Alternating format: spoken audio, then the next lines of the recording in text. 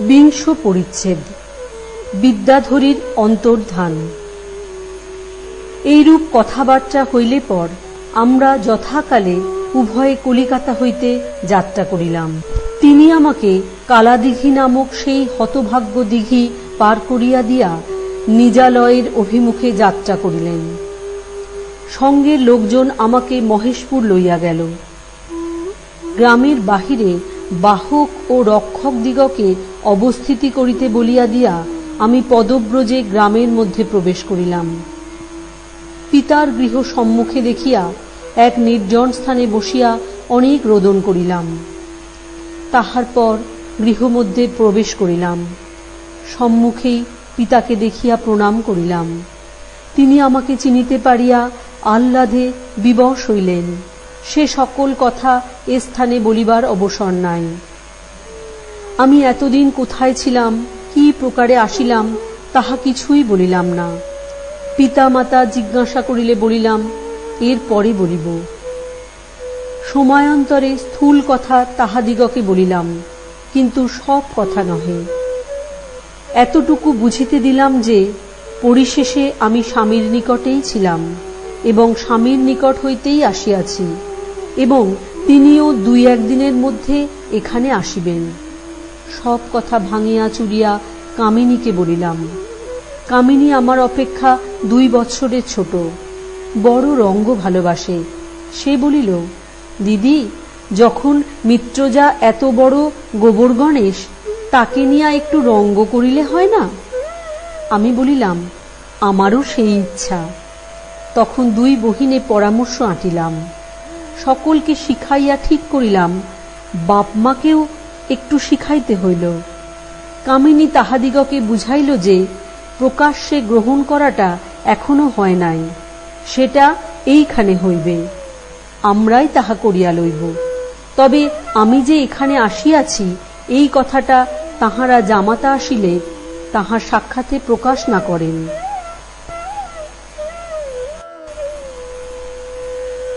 পরদিন সে জামাতা আসিলেন।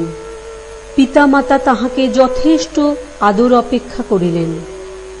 আমি আসিয়াছি এ কথা বাহিরে কাহারও মুখে তিনি শুনিলেন না, কাহাকেও জিজ্ঞাসা করিতে পারিলেন না।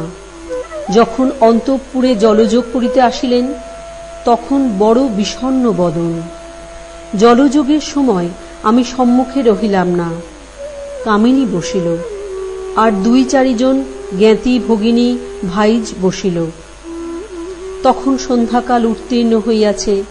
কামিনী অনেক কথা জিজ্ঞাসা করিতে লাগিল। তিনি যেন কলে উত্তর দিতে লাগিলেন। আমি আড়ালে দাঁড়াইয়া সব শুনিতে দেখিতে লাগিলাম। পরিশেষে তিনি কামিনীকে জিজ্ঞাসা করিলেন, তোমার দিদি কোথায়? কামিনী খুব একটা দীর্ঘ নিঃশ্বাস ফেলিয়া বলিল, কি জানি কোথায়, কালাদিঘিতে সেই যে সর্বনাশটা হইয়া গেল, তারপর তো আর কোনো খবর পাওয়া যায় নাই। তার মুখখানা বড় লম্বা হইয়া গেল, কথা আর কহিতে পারেন না। বুঝি কুমুদিনীকে হারাইলাম, এই কথা মনে করিয়া থাকিবেন, কেননা তাঁর চক্ষু দিয়া দরবিগলিত ধারা বহিতে লাগিল। চক্ষের জল সামলাইয়া তিনি জিজ্ঞাসা করিলেন, কুমুদিনী বলিয়া কোন স্ত্রীলোক আসিয়াছিল কি? কামিনী বলিল, কুমুদিনী কি কে তাহা বলিতে পারি না। একটা স্ত্রীলোক পরশুদিন পালকি করিয়া আসিয়াছিল বটে। সে বরাবর মহাভৈরবীর মন্দিরে গিয়া উঠিয়া দেবীকে প্রণাম করিল। অমনি একটা আশ্চর্য ব্যাপার উপস্থিত হইল। হঠাৎ মেঘ অন্ধকার হইয়া ঝড় বৃষ্টি হইল। সেই স্ত্রীলোকটা সেই সময় ত্রিশূল হাতে করিয়া জ্বলিতে জ্বলিতে আকাশে উঠিয়া কোথায় চলিয়া গেল। প্রাণনাথ জলযোগ ত্যাগ করিলেন। হাত ধুইয়া মাথায় হাত দিয়া অনেকক্ষণ বসিয়া রহিলেন। অনেকক্ষণ পর বলিলেন, যে স্থান হইতে কুমুদিনী অন্তর্ধান করিয়াছে তাহা দেখিতে পাই না। কামিনী বলিল, পাও বই কি, অন্ধকার হয়েছে, আলো নিয়ে আসি। এই বলিয়া কামিনী আমাকে ইঙ্গিত করিয়া গেল, আগে তুই যা, তারপরে আলো নিয়ে উপেন্দ্রবাবুকে লইয়া যাইব। আমি আগে মন্দিরে গিয়া বারেন্দায় বসিয়া রহিলাম। সেইখানে আলো ধরিয়া খিড়কি দিয়া পথ আছে বলিয়াছি, কামিনী আমার স্বামীকে আমার কাছে লইয়া আসিল। তিনি আসিয়া আমার পদপ্রান্তে আছাড়িয়া পড়িলেন, ডাকিলেন, কুমুদিনী, কুমুদিনী, যদি আসিয়াছ তো আর আমায় ত্যাগ করিও না। তিনি বার 2-4 এই কথা বলার পর কামিনী চটিয়া উঠিয়া বলিল, আয় দিদি, উঠে আয়, উনি শুধু কুমুদিনীকে চেনেন, তোকে চেনেন না। তিনি ব্যগ্র হইয়া জিজ্ঞাসা করিলেন, দিদি, দিদি কে? কামিনী রাগ করিয়া বলিল, আমার দিদি ইন্দিরে, কখনো নাম শোনোনি?